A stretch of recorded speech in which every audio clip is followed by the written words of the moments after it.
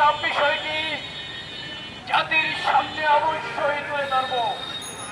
আমরা চাই সরকার পদক্ষেপ নিয়ে জনকণ্ঠ পত্রিকা এই জনকণ্ঠ ভবনের নাম করে যেই শত শত কোটি টাকা লোন নিয়েছে, যেই লোন এখন ক্লাসিফাইড হয়েছে, ডিফল্ট হয়েছে, সেই লোনের টাকা কোথায় খরচ হয়েছে? সেটি কি জনকণ্ঠের পারপাসে খরচ হয়েছে নাকি তাদের লীলা কর্মকাণ্ডে খরচ হয়েছে? সেটিকে স্পষ্ট করতে হবে। আমরা সরকারকে আহ্বান জানাবো, জনকণ্ঠের ব্যাপারে একটি স্বাধীন তদন্ত কমিশন বা কমিটি গঠন করুন। একটি স্বাধীন তদন্ত কমিটি গঠন করে জনকণ্ঠের জন্মলগ্ন থেকে আজ পর্যন্ত যতজন সাংবাদিক কর্মকর্তা কর্মচারীর সাথে অন্যায় হয়েছে, অন্যায্য হয়েছে, নির্যাতন হয়েছে, তাদেরকে ন্যায্যতা ফিরিয়ে দেওয়া হোক। এই জনকণ্ঠে কিছু কিছু কর্মচারীকে মারধর করেছিল এই জনকণ্ঠের মালিক পক্ষ।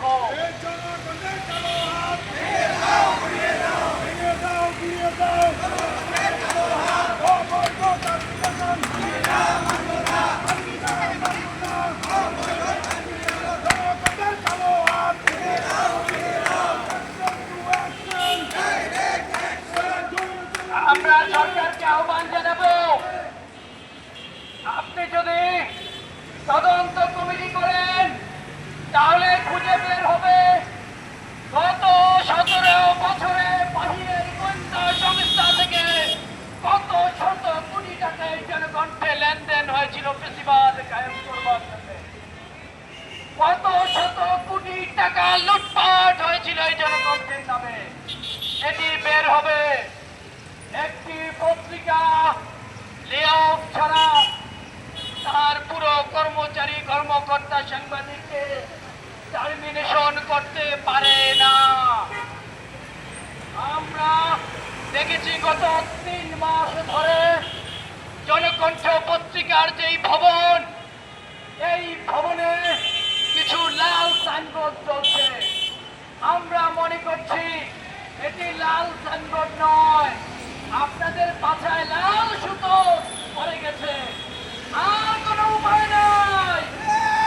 জনকণ্ঠের 140 জন সাংবাদিকের টার্মিনেশন যদি পুনর্বহাল যদি বন্ধ না করা হয়, যদি টার্মিনেশন যদি ক্যান্সেল করা না হয়, আমি আগে ঘোষণা দিয়েছিলাম এইখানে যতজন কর্মকর্তা সাংবাদিক কর্মচারী দাঁড়িয়ে আছে তাদের